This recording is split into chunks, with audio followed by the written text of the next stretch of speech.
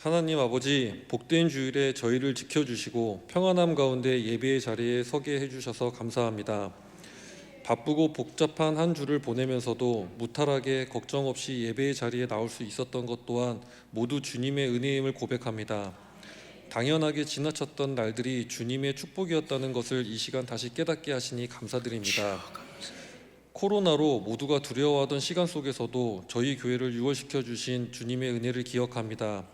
예배조차 마음 놓고 드리지 못하던 그 시절에 저희는 주님 앞에 나와 사모하는 예배를 드릴 수 있었고 어려움 없이 지금까지도 지켜주셨습니다. 그 은혜를 당연하게 여기지 않게 하시고 항상 감사하는 마음을 잃지 않게 하여 주옵소서. 아멘. 사랑하는 목사님, 척추 수술이라는 큰 과정을 지나셨지만 후유증 없이 회복하게 하시고 아무 지장 없이 목회 사역을 감당하실 수 있도록 치유해 주심에 감사드립니다. 앞으로의 사역 가운데도 몸과 마음 모두 강건하게 붙들어 주시고 말씀을 전하실 때마다 저희 각자의 상황에 맞게 깨닫게 하여 주옵소서. 교회에서 진행되는 신년 축복 대신방 가운데 주님 함께하여 주시기를 기도합니다. 각 가정과 성도 한 사람 한 사람 주님 앞에 응답받는 시간 되게 하여 주시고 한 해를 어떻게 살아가야 할지 주님의 뜻을 깨닫는 시간 되게 하여 주옵소서. 이 나라 대한민국을 축복해 주시옵소서. 우리나라가 주님 보시기에 바른 방향으로 가게 하시고 교회들이 세상의 기준이 아니라 말씀 위에 바로 서게 하여 주옵소서. 주님의 일을 자유롭게 감당할 수 있는 나라, 복음이 위축되지 않는 나라가 되게 하여 주옵소서. 복음을 전하시는 선교사님들을 위해 기도합니다. 환경이나 생활의 어려움 때문에 마음이 지치지 않도록 붙들어 주시며 세계신학연구원 제자훈련을 통하여 복음의 사람, 성령의 사람 되어 오직 사명에 집중할 수 있도록 필요한 모든 것을 채워주시고 우리나라의 모든 교회가 나라를 위해 선교사님들을 위해 기도하는 교회가 되게 하여 주옵소서. 중등부와 고등부 겨울 수련회가 진행 중에 있습니다. 말씀 배움에 있어 마음 깊이 새기고 어릴 때부터 믿음의 뿌리가 잘 내려 세상 속에서도 흔들리지 않는 아이들로 자라나게 하여 주옵소서. 이 시간 예배를 위해 준비한 임마누엘 성가대의 찬양을 주님께 올려드립니다. 정성으로 준비한 찬양이오니 기쁘게 받아주시고 이 예배가 주님을 기쁘시게 하는 예배가 되게 하여 주옵소서. 이 모든 말씀 우리의 주인 되시는 예수 그리스도의 이름으로 감사하며 기도드립니다. 아멘.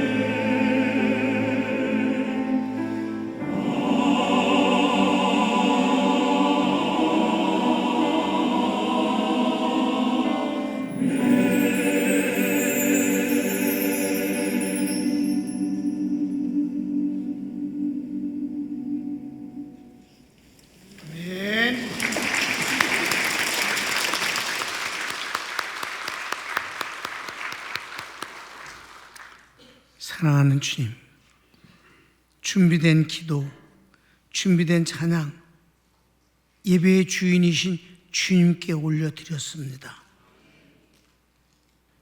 주님이 기뻐 받으시는 것이 저희들이 열심히 준비한 이유입니다.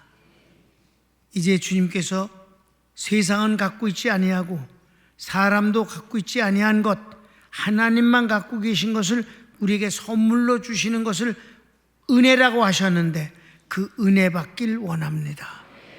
은혜는 말씀과 성령을 통해서 우리에게 오신다고 했사오니 믿고 사모합니다. 종의 입술에 기름 부어 주소서. 예수님의 이름으로 기도합니다. 아멘. 요한복음 계속해서 강의하겠습니다. 제목을 읽을까요? 정죄에 대한 예수님과 교권자들 사이의 논쟁. 정죄. 자, 서원을 읽읍시다. 간임 현장에서 잡혀온 여자에 대해 예수님의 정죄에 대해 집요하게 답변을 요구합니다. 예수님의 복음적 결론은 모두를 굴복시키고 도망가게 합니다. 먼저 내용 전체를 살펴봅니다. 오늘은 제목과 함께 설명을 하는 게 아니라 내용 자체만을 먼저 쭉 보겠습니다. 그리고 결어해서 필요한 것을 끄집어내서 여러분에게 소개하도록 그렇게 하겠습니다. 그게 제일 좋은 방법 같아요. 다른 때는 그렇게 제목과 함께 설명을 하고 또 넘어가고 그때 설명을 했는데 오늘은 그냥 내용을 전체로 우선 보겠습니다. 여기서 여러분에게 한 가지 부탁을 하는 것은 여기 정말 치욕스럽고 죽음보다 더 부끄러운 간음을 하다 현장에서 붙잡혀온 여인이 바로 우리가 객관적으로 쳐다보고는 처참한 사람이 아니라 그 여인이 나라는 생각을 하고 보았으면 좋겠습니다. 그래야 마지막 결론 때 큰 은혜를 받게 될 줄 압니다. 자, 1번. 예수님께서 아침에 성전에서 가르치실 때 간임 중 잡힌 여인을 예수님께 데려옵니다. 자그마한 1번. 이때는 많은 사람들이 예수님을 사모하여 모였고 주님은 복음을 가르치십니다. 1절 2절 본문을 읽겠습니다. 예수님 감람산으로 가시다 아침에 다시 성전으로 돌아오신 백성이 다 나아오는지라 앉으사 저희를 가르치시더니. 주님이 아주 성전에서 공적인 자리에서 크게 외쳐 가르치실 때 많은 사람들이 아침부터 주님을 만나기 위해서 사모하는 마음으로 모였다 그랬습니다. 그 다음. 음행 중 잡힌 여인을 데려다 가운데 세우고 모세는 이런 여자를 돌로 치라 하였는데 선생은 이에 대해 무엇이라 말하겠습니까? 라고 질문합니다. 이 여인을 잡아다가 즉결 처형하면 되는 거예요. 왜냐하면 사내들인 공회의에서는 이런 여인을 율법에 의해서 처리하는 것을 로마에서는 허락을 해 주었습니다. 그러니까 돌로 때려 죽이면 됐어. 근데 그러지 않고 예수님에게로 끌고 온 것은 저희들이 목적이 있는 거예요. 아주 완악하고 간교한 목적이 있습니다. 그것 때문에 데려와서 질문을 하는 거예요. 모세 율법엔 이런 사람을 돌로 쳐 죽이라고 그랬는데 당신은 죄인을 구원하러 온 그리스도라고 여기지 않냐 사람들이. 그러면 이 여인도 구원하겠느냐 아니면 율법대로 처리하겠느냐 대답을 해보라. 다음 말씀. 서기관들과 바리새인들이 간임 중에 잡힌 여자를 끌고 와서 가운데 세우고 예수께 말하되 선생이여 이 여자가 간음하다가 현장에서 잡혔나이다. 모세는 율법에 이러한 여자를 돌로 치라 명하였거니와 선생은 어떻게 말하겠나이까? 그 다음. 저들이 이렇게 말하는 것은 예수님을 고발할 빌미를 예수님의 답변에서 찾으려는 계략입니다. 어떻게 답변해도 걸려요. 율법대로 하라 그러면 그리스도가 아닌 것이 되고 용서해라 그러면 율법을 버리게 되는 거예요. 하나님의 법을 어기는 거지. 그러니까 어떻게 대답을 하든지 간에 그걸 빌미를 삼아서 예수님을 고발하여 십자가에 못 박아 죽일 그럴 그 근거를 찾기 위한 것이 하나의 관계지요. 성경 읽읍시다. 저희가 이렇게 말함이 고소할 조건을 얻고자 하여 예수를 시험함이러라. 다음. 예수께서 땅에다 손가락으로 무엇을 쓰시니 저들은 대답을 재촉합니다. 쓰신 내용은 성경에서 밝히지 않습니다. 이때 주님이 그들에게 답변을 안 하시고 땅에다가 손가락으로 뭘 글씨 쓰셨어요.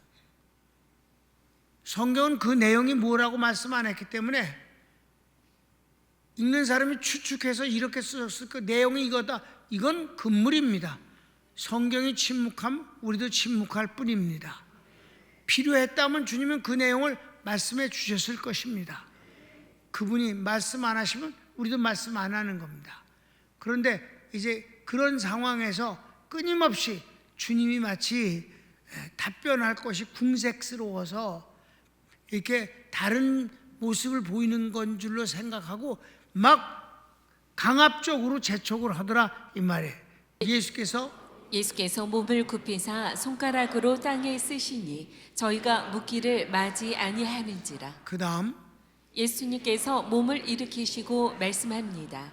너희 중에 죄 없는 자가 먼저 돌로 치라 하시고 다시 글을 쓰십니다. 성경을 읽읍시다. 이에 일어나 가라사대 너희 중에 죄 없는 자가 먼저 돌로 치라 하시고 다시 몸을 굽히사 손가락으로 땅에 쓰시니. 놀라운 일이 일어났어요. 주님이 그 말씀을 하시고 너희 중에 죄 없는 자가 먼저 돌로 이 여자를 쳐라 하시고 다시 앉으셔서 글씨 쓰고 있는 동안에 일어난 사건은 이들이 다 도망가 버린 거예요. 나이 먹은 사람부터 시작해서 젊은이까지 다 그 자리를 피해서 가버렸다. 5번. 이 말씀을 들은 사람들이 양심의 가책을 느끼고 모두 하나씩 떠나고 예수님과 여자만 남았습니다. 9절 말씀을 읽겠습니다. 저희가 이 말씀을 듣고 양심의 가책을 받아 어른으로 시작하여 젊은이까지 하나씩 나가고 오직 예수와 그 가운데 섰는 여자만 남았더라. 그래서 6번.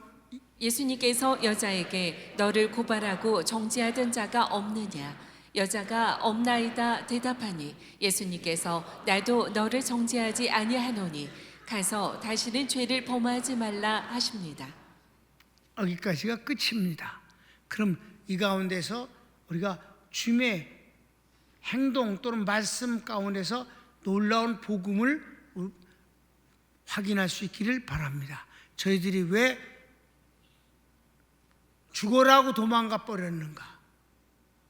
이런 일은 왜 일어났는지 살펴보겠습니다. 결어를 읽겠습니다. 이 놀라운 현장에서 모든 것을 결정하는 말씀은 너희 중에 죄 없는 자가 먼저 돌로 치라입니다. 이게 제일 중요한 말씀이에요. 이 말씀 때문에 도망갔으니까. 그래서 A. 죄 없는 자는 이 세상에 없습니다. 그래도 완악한 외식자들이 죄가 없다 합니다. 그러나 하나님이신 예수님 앞에서는 속일 수 없습니다. 네, 이 세상에 죄 없는 사람은 없거든요. 그런데도 불구하고 아주 완악한 인간들은 죄 없다고 우깁니다. 믿지 않는 자들이 함부로 떠드는 거야. 그렇다는 손 치더라도 믿는 사람이 그런 소리 하면 안 되지요. 거기다가 믿을 뿐만 아니라 장로 직분까지 얻고 대통령까지 해먹은 사람이 그따구 소리하면 안 되지요. 그 사람의 말은 정치계에서도 자주 쓰여지는 용어입니다. 하늘을 우러러 한 점 부끄러움이 없다는 말. 발칙하고 거짓말쟁이입니다. 듣는 사람을 무시하는 일이며 특별히 하나님을 능멸하는 소리입니다.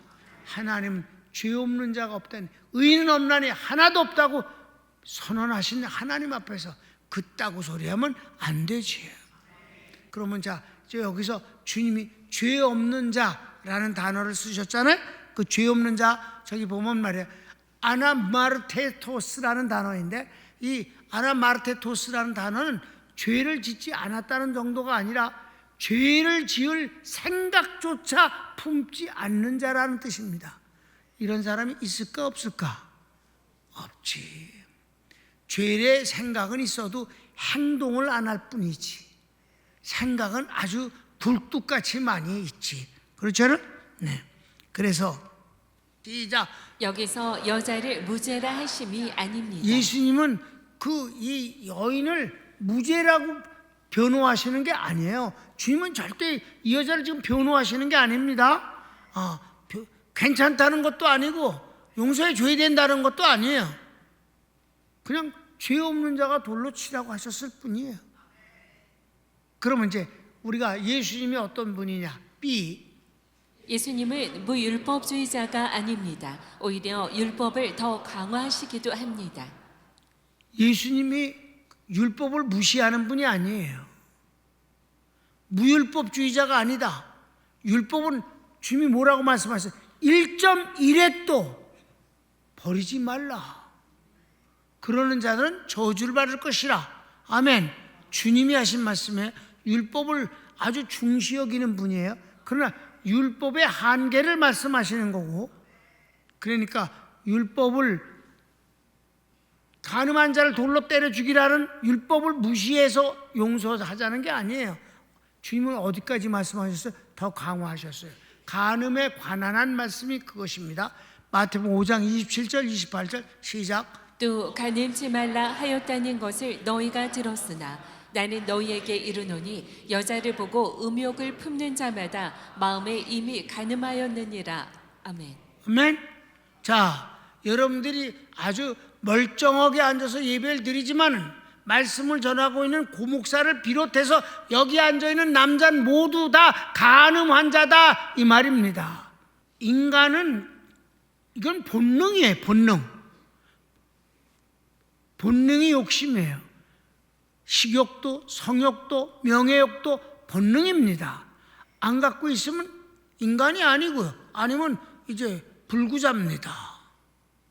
그러니까 이 말씀을 하신 이유가 율법을 지키려고 노력을 하거나 마음에 선한 생각에서 죄의 생각을 안 하려고 해서 되는 게 아니라 다 죄인이다. C. 예수님은 율법주의자도 아닙니다. 율법을 완성하신 분입니다. 예수님이 율법주의자라면 뭐 하려고 하나님 자리를 버리시고 사람으로 오셔서? 이미 율법이 있는데 율법이 사람을 구원하지 못하니까 주님이 구원하시기 위해서 오신 거니까 율법보다 더 나은 의를 우리에게 주시려고 오신 분입니다. 그래서 그분은 율법주의자가 아니라 율법을 완성하신 분임을 아시기 바랍니다. 마태복음 5장 17절. 내가 율법이나 선지자나 폐하러 온 줄로 생각지 말라. 폐하러 온 것이 아니요 완전케 하려 함이로라. 아멘. 아멘. 그분은 율법을 완성하는 분이에요. 왜냐하면 D. 이 여자를 정죄에서 구하심은 율법 외에 하나님의 의입니다. 하나님의 의가 죄와 심판을 이기는 것입니다. 자, 이 여자가 여자를 변호하시는 게 아니에요. 잘했다는 것도 아니에요. 괜찮다는 것도 아니에요. 돌로 때려 죽이라는 율법이 있음을 존중합니다. 그러나 주님은 그를 구원하실 그리스도로 오신 분입니다. 구원의 방법이 뭐냐? 그럼 율법 외에 더 나은 의를 가져야만 이를 구원할 수 있는 거예요. 율법보다 더 큰 의는 하나님의 의뿐이 없습니다. 인간의 의는 안 됩니다. 또 인간의 의는 있지도 않습니다. 그러니까 하나님의 의로만 이 여인을 구원할 수 있는 것이지요. 자, 로마서 3장 21절은 20절까지는 죄악론이고 그 죄악론의 결론은 이겁니다. 의인은 없나니 한 사람도 없도다. 그런데 이제 하나님이 우리를 구원하시기 위해서 하나님의 의가 나타났다는 거예요. 21절입니다. 다 같이 읽읍시다.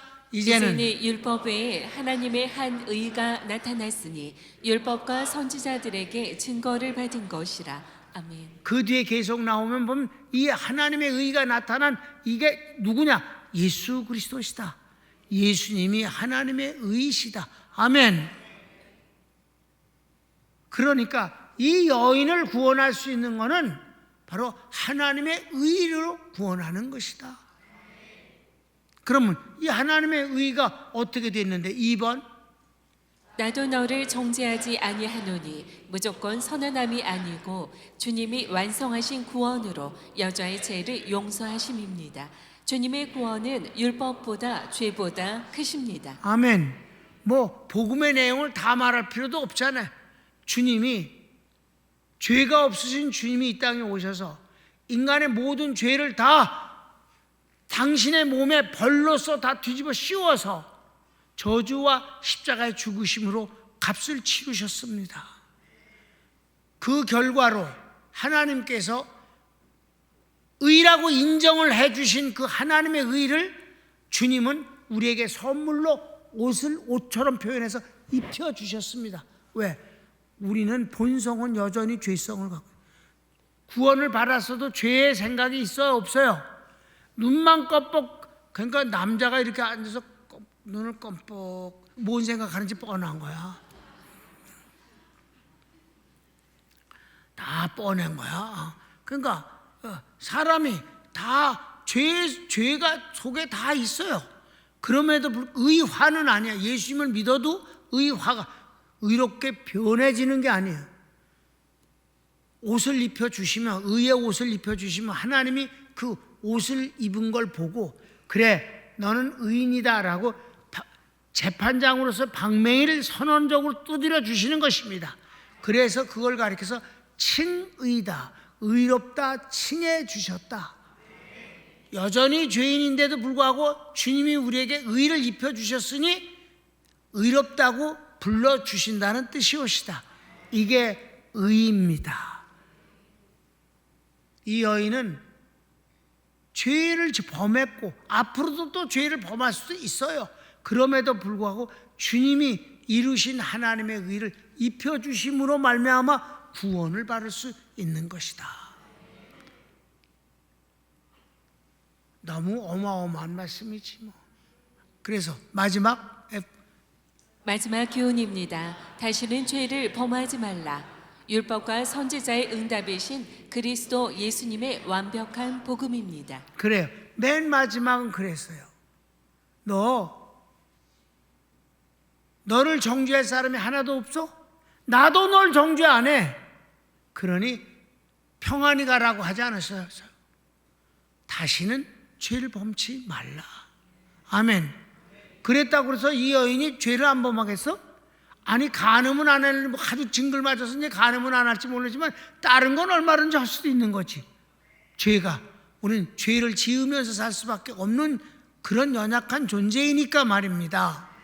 그럼에도 불구하고 주님은 우리를 구원하시고 용서하시고 끝도 없이 은혜를 베풀어 주시는 것입니다. 예수님을 믿으면 그때부터 죄를 안 짓는 인간이 된 게 아니라 여전히 죄를 짐에도 불구하고 주님의 은혜를 베풀어 주시는, 그래서 우리는 의롭게 된 것이 하나님의 은혜이기 때문에 당연히 여기지 아니하고, 의롭게 해주셨는데도 불구하고 연약한 모습을 확인할 때마다 송구스럽고 죄만스럽지만은 하나님의 은혜의 곁을 떠날 수는 없는 것이다. 이게 바로 이 여인이 받은 은혜입니다. 그러니까 여기서 돌로 치려고 했던 놈들이 다 굴복하고 도망갔다는 말은 뭐예요? 저 여자보다 내가 나을 게 하나도 없다는 것을 시인한 꼴입니다. 그게 오히려 솔직하고 정직한 표현 아니겠습니까?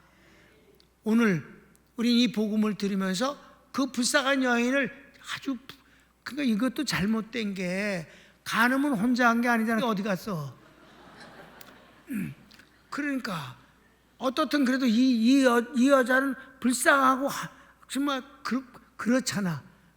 우리가 객관적으로 그 여자를 그렇게 보는 것이 아니라 바로 나도 그 여자가 같은 존재 아닌가. 이런 나를 하나님이 구원하셨다. 그리고 그 은혜는 계속되어지는 것이다. 그래서 마치 내가 근사하게 된 사람처럼 배우 노릇할 거 없다. 그래서 주님이 외식하는 자들아 화 있을진저 너희는 저주를 받을 것이다. 꾸며대지 말라. 여러분, 예수님이 제일 싫어하는 게 외식이에요. 꾸미는 거, 거룩한 척, 교양 있는 척,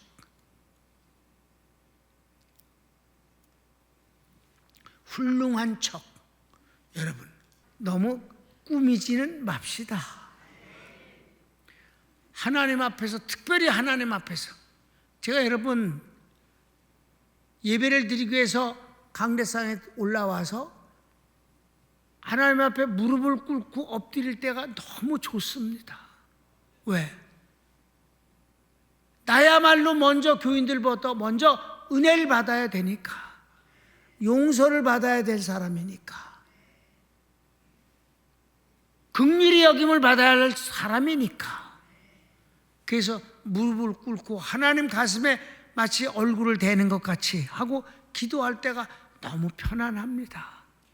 여러분, 나이 80이면 사람 앞에서 잘못했다고 사과하기가 쉽지 않은 것입니다. 무릎을 꿇기는 더 어렵습니다. 그런데 무릎을 꿇을 수 있는 주인이 계시다는 게 좋습니다. 내 죄를 사하실 수 있는 주님 앞에 고할 수 있다는 것이 행복합니다. 부족한 것을 내려놓고 대신 하나님의 것으로 채워질 수 있다는 것이 너무 축복이라고 여깁니다. 여러분, 오늘 이 복음이 어떤 불쌍한 여인에게 손가락질을 하는 것으로 지나가선 안 될 것입니다. 그 손가락은 바로 여기에 향하는 것입니다. 그럼에도 불구하고 하나님의 은혜를 받는 주인공이 되지 않았습니까? 나는 비록 약해도 영접하실 주님 앞에 내가 천국에 가서 주님과 함께 살겠습니다. 이렇게 고백하는 찬송을 방금 불렀습니다만, 사랑하는 여러분, 남을 너무 지독하게 저주하지 맙시다. 옳고 그름은 분별할 수 있고 잘못된 것은 비판할 수 있으되 정죄는 하지 맙시다. 왜냐하면 주님이 말씀하셨잖아요. 나도 너를 정죄하지 아니하노니 다신 그러지 않으면 잘 살아라. 주님은 지금도 잘 살아라. 그래도 우리는 그 순종을 못해. 순종을 하면 그건 천국 가 있는 거야. 천국 가면 애쓸 것도 없어. 거긴 그냥 천정하게 돼 있어. 이 땅에 사는 한은 그냥 여전히 연약한 것 가운데서 숨쉬고 사는 것이 옳시다. 그렇다고 자기를 학대하지도 마십시오. 꾸미지도 마십시오. 그냥 정직하고 아름답게 삽시다. 하나님을 의지합시다. 하나님 편에 섭시다. 손을 뭅습니다. 나는 이 사건 속에서 주님이 주신 말씀이 참 복음을 찾아내면 너무 좋다고 느낍니다.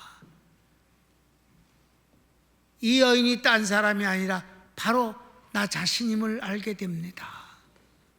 하나님, 그래도 주님이 우리를 사람 앞에 부끄럽게 광고내지 않게 하심을 감사합니다. 감추어 주시는 분은 주님이십니다. 하나님 앞에서 굉장한 사람인 척 꾸미지 않게 도와주시고 끊임없이 회개하고 주님의 은혜를 사모하는 가운데서 주의 축복을 누리기를 원합니다. 그래서 그것이 내 것이 아니라 주님 은혜임을 고백하며 살겠습니다. 같이 주여 한번 부르기도 합니다. 주여.